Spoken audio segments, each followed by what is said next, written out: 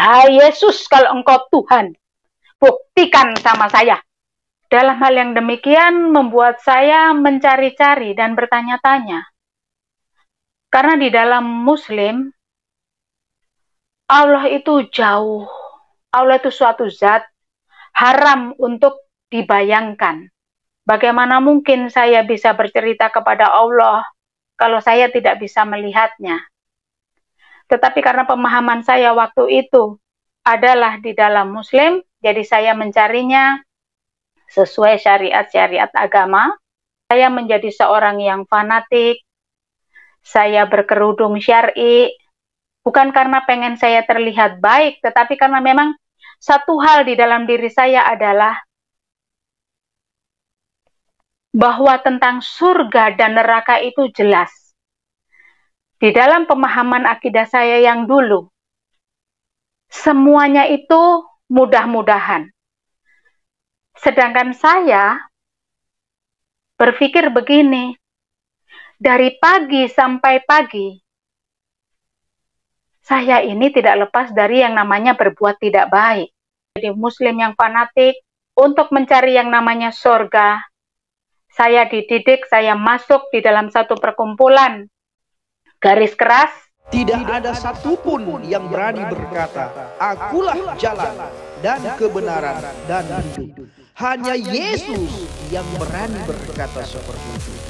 Ayo kita berpikir, siapa dia? Kenapa hanya dia yang berani berkata seperti itu?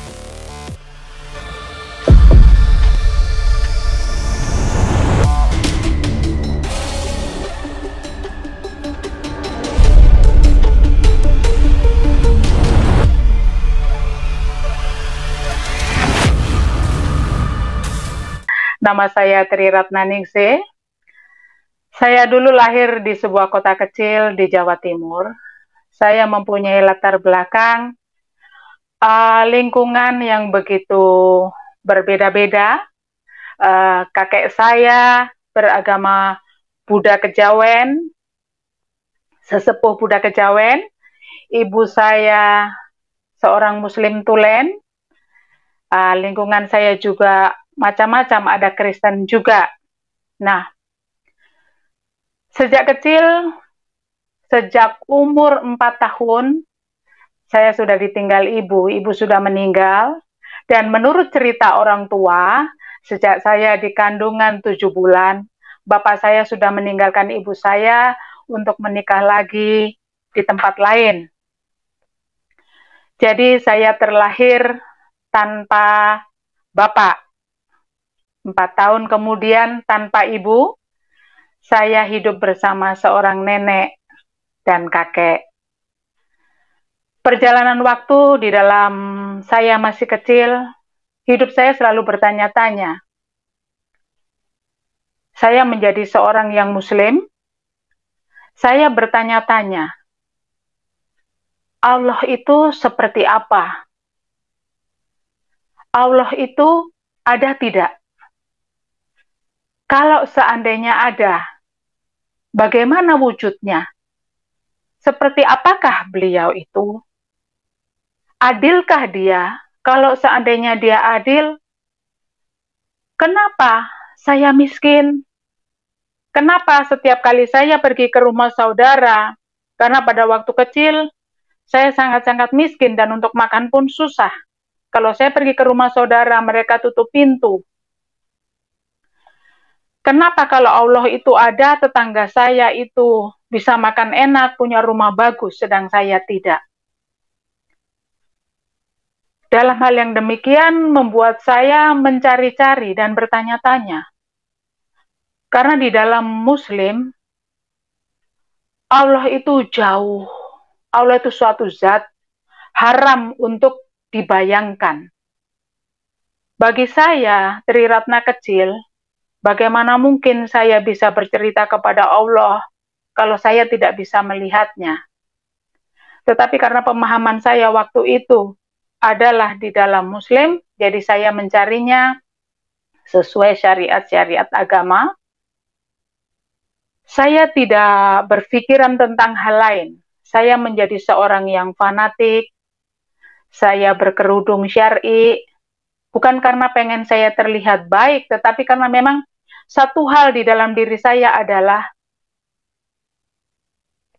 bahwa tentang surga dan neraka itu jelas. Di dalam pemahaman akidah saya yang dulu, semuanya itu mudah-mudahan. Sedangkan saya berpikir begini, dari pagi sampai pagi, saya ini tidak lepas dari yang namanya berbuat tidak baik. Pahala saya dengan perbuatan jahat saya sangat-sangatlah tidak imbang. Lebih banyak jahatnya saya. Mungkinkah saya berada di sorga?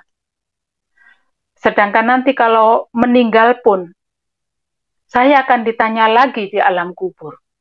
Sungguh ini sebuah pertanyaan yang tulus dari hati saya, saudara. Bukan karena saya orang-orang lain mempengaruhi saya, tidak. Tapi itu sungguh-sungguh pertanyaan saya. Saya membayangkan, kalau saya masuk surga itu seperti rambut dibelah 7, yang setajam pedang. Bagaimana mungkin saya bisa ke sana? Akhirnya perjalanan waktu, saya menjadi pribadi yang sangat fanatik. Saya terus mencari, dan saya terus mencari. Tahun 90, saya pergi dari kota kelahiran saya pergi ke kota lain. Di kota saya yang baru, maaf saudara, kepotong. Sebelum saya pergi, saya mengalami satu peristiwa yang begitu luar biasa dalam hidup saya, yang itu membuat hati saya pedih, sepertinya saya tidak punya masa depan, sepertinya harapan hidup saya sudah hancur, sehingga saya pergi ke kota lain, dan peristiwa itu saya simpan di dalam hati saya, hanya Allah dan saya yang tahu. Perjalanan waktu sampai saya besar, saya tetap menjadi muslim yang fanatik untuk mencari yang namanya surga. Saya dididik, saya masuk di dalam satu perkumpulan garis keras. Saya masuk dididik untuk menjadi laskar jihad. Bukan karena saya ingin memusuhi orang lain, tetapi saya ingin masuk surga. Tetapi hal itu tidak juga membuat hati saya tenang, tidak membuat hati saya damai, padahal semua syariat sudah saya lakukan. Akhirnya perjalanan waktu, saya kelelahan saudara, saya mengalami depresi yang luar biasa, sampai pada akhirnya saya menjalankan puasa penuh, saya melakukan seluruh akidah, ajaran, dan di tengah malam saya melakukan sholat tahajud. Dalam tahajud itu saya bertanya, ya Allah, jalan lurus yang benar yang bisa saya bawa saya ke surga itu, jalannya mana? Di dalam hati saya berkata begini saudara, kalau engkau mau masuk surga dan selamat, engkau ikut Yesus Kristus. Saya tidak percaya dengan begitu saja, buat saya itu suara setan. Tetapi esok hari, di jam yang sama, jam 1, jam 2, saya berdoa lagi. Ya Allah, jalan lurus yang membuat saya harus masuk surga itu, jalan mana? Kembali suara itu datang, saudaraku. Kalau engkau ingin masuk surga, engkau ikut Yesus. Saya tetap tidak percaya. Bagi saya, akidah saya yang dulu adalah harga mati. Tetapi saya esok hari yang ketiga, saya bertanya lagi. Ya Allah, jalan lurus yang benar yang membawa saya ke surga itu, di mana? Suara itu kembali dari hati saya ini, saudara. Dari hati saya menggema. Saya seperti dilingkupi oleh kuasa yang saya tidak sanggup melawannya.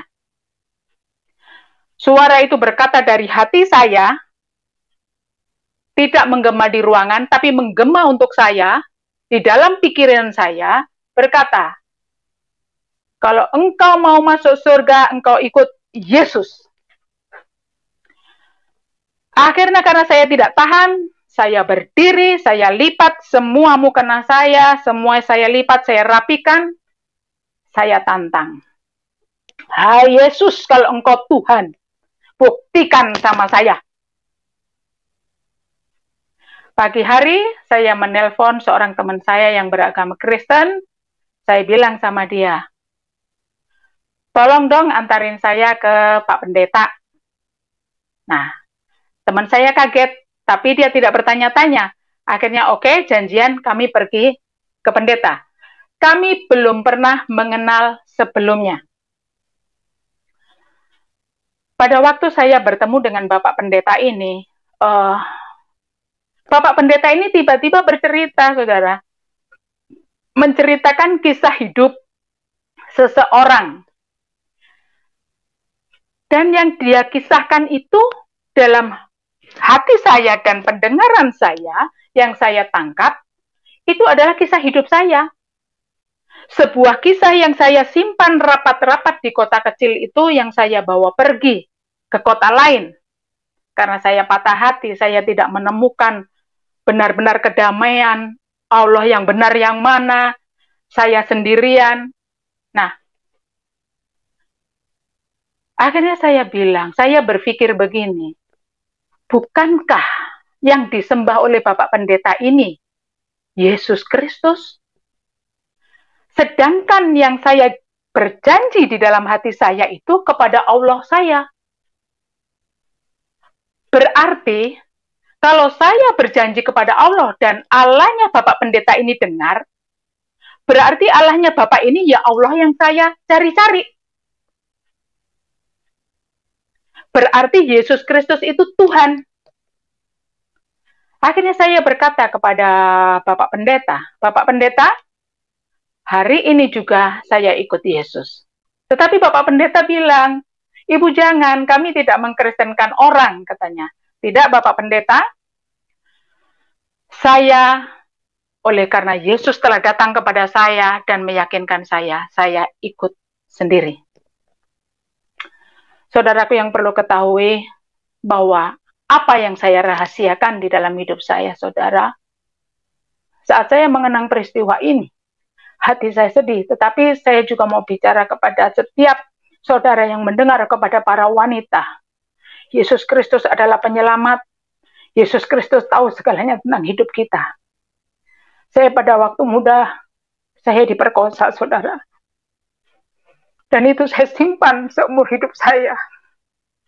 Dan ternyata, apa yang saya simpan, Yesus tahu. Disitulah saya bertekuk lutut. Saya pulang setelah ketemu Bapak Pendeta. Saya pulang. Di dalam kamar saya berkata, Yesus, mulai hari ini, tahun itu adalah tahun 1998. Mulai hari ini, saya menyerahkan seluruh hidup saya kepadamu, sebab saya tahu Allah yang saya sembah adalah Engkau, dan Engkau menyatakan dirimu kepada saya yang saya cari seumur hidup saya. Seumur hidup saya akan mengiring Engkau. Seluruh anak cucu keturunan saya serahkan kepada Engkau. Dan sejak itu, saudara, hati saya damai. Hati saya damai. Saya merasakan damai. Tenang. Waktu saya berkata, saya mengiring Yesus. Karena saya adalah pribadi yang radikal, saya tidak menyembunyikan jati diri saya saat saya menerima Kristus dalam hidup saya. Saya berkata kepada tetangga-tetangga saya, pada waktu itu adalah bulan Ramadan, anak saya masih kecil-kecil. Saya berkata kepada tetangga, karena tetangga bilang, Ibu ayo ke masjid. Saya bilang, tidak, saya sekarang ke gereja, saya Nasrani. Mereka semua kaget. Saya juga pergi ke sekolah anak saya. Bapak, mohon maaf, anak saya sekarang tidak ikut pesantren, tetapi kami sekarang sudah Nasrani. Mulailah penganiayaan terjadi, saudara. Bagi saya, waktu firman Tuhan berkata, supaya saya tidak malu mengakui Tuhan di hadapan manusia, supaya Tuhan Yesus juga tidak malu mengakui saya di hadapan malaikat dan Bapa, maka saya mengumumkan bahwa saya ikut Tuhan Yesus Kristus. Penganiayaan mulai terjadi dan firman Tuhan digenapi. Saat sore hari, saya dipanggil sama tetangga. Hari itu hari pertama bulan Ramadan. Di depan rumah, saya dikelilingi seluruh tetangga-tetangga saya dihakimi. Saya tidak bisa berkata apa-apa, karena saya waktu itu belum paham apa-apa. Yang saya yakini adalah hati saya damai dan tentram bersama Tuhan Yesus. Setelah sekian jam saya dihakimi, mereka pulang masing-masing, saya pulang ke rumah. Besok hari, pada kalau nggak salah pukul 8 malam, aparat mendatangi rumah saya dan berkata begini, Ibu, suasana di perumahan ini sangat panas. Apakah Ibu mau balik kepada akidah yang lama? Karena kalau Ibu tidak kembali kepada akidah yang lama, Ibu akan dibantai. Saya cuma bilang, terima kasih Bapak, karena saya berpikir begini saudaraku. Saat itu saya hanya berpikir simpel saja, seandainya saya mati pun kali ini, saya masuk surga. Kalau saya kembali ke akidah yang lama, dari kecil sampai besar saya ada di sana, dan saya tidak mendapat kepastian, dan saya akan binasa. Lebih baik saya mati hari ini, dan saya bertemu dengan Tuhan Yesus. Akhirnya bapak-bapak aparat berkata begini, oke Ibu, kami pulang. Kami tidak akan bertanggung jawab kalau ada apa-apa terhadap Ibu. Seandainya besok terjadi apa-apa, kami lepas tangan. Saya cuma bilang, terima kasih Bapak, saya tetap ikut Tuhan Yesus. Dan esok hari, saudaraku terkasih, benar, saya dikepung massa. Bunuh saja Yahudi, bantai saja Nasrani, semua kata-kata itu dilontarkan. Saya cuma diam, saya tidak berkata apa-apa. Saya menutup pintu, hanya bisa berdoa begini. Tuhan Yesus, lindungi kami mau tidur. Hanya itu yang bisa saya katakan, saudaraku terkasih. Dan ternyata esok hari, semuanya sudah tidak ada. Semua sudah tidak ada. Telepon rumah kami terus berdering menanyakan keselamatan kami. Dan kami bersyukur banyak saudara-saudara yang berdoa untuk kami. 1 minggu kemudian setelah peristiwa pengembukaan ini terjadi, tiba-tiba tetangga kami itu ada yang sakit, ada yang enggak, ada yang sakit, ada yang enggak. Nah, ada satu orang yang baik hati berkata kepada saya begini, Ibu, orang-orang yang sakit itu, yang waktu malam itu ikut mengepung Ibu. Nah, saya bertanya kepada Bapak Pendeta, apa yang harus saya lakukan? Bapak Pendeta bilang, Ibu, kunjungi mereka, doakan mereka. Bagaimana mungkin saya berdoa? Berdoa dalam hati saja. Dengan agak tidak enak, tapi saya tetap mengikuti, saya belajar. Akhirnya saya kunjungi mereka satu-satu, saya kunjungi saja, dan ternyata ajaib, saudara. setelah saya kunjungi mereka sembuh. Nah, saudaraku terkasih, itulah fungsinya pengampunan. Setelah peristiwa itu, Tuhan pindahkan saya ke tempat lain. Nah, ada satu peristiwa lagi dalam hidup saya, karena saya belum begitu paham betul tentang kekristenan, saya masuk ke dalam satu wadah ministry yang saya berpikir, ya mungkin ini memang Kristen sesungguhnya seperti ini gitu. Nah, kami bagus bergerak di bidang anak jalanan, melayani selama bertahun-tahun. Tetapi di dalam waktu berjalan, pelayanan ini, ministry ini mengalami penyimpangan yang tidak sesuai dengan Alkitab. Contohnya, bahwa harta kita harus diberikan, bahwa kawin cerai itu tidak apa-apa. Saya yang belum paham, saudara, bertahun-tahun saya ada di sana, dan kami didoktrin oleh hal yang salah. Saudaraku terkasih, di dalam mengikut pelayanan ini, hidup saya hancur. Rumah tangga saya hancur. Kehidupan, harta semuanya hancur. Tapi saya masih bersyukur. Anak-anak saya baik semua. Oleh karena pengalaman ini, saya akhirnya sekolah teologi, dan saya mengetahui kebenaran yang sebenarnya. Dan saya bersyukur anak-anak saya 2 juga sekolah teologi. Saudaraku terkasih, dari kesaksian hidup saya ini, bagi saudara-saudara, bagi para wanita di luar sana yang sedang terpuruk, Yesus adalah sumber jawaban. Bagi saudara yang takut mati, bagi saudara yang tidak tahu jalan kebenaran, di dalam Yesus tidak ada mudah-mudahan, saudara. Di dalam Yesus ada kepastian, ada kekekalan. Barang siapa percaya kepada Yesus tidak binasa. Bagi saudara-saudaraku saat ini yang sedang melayani,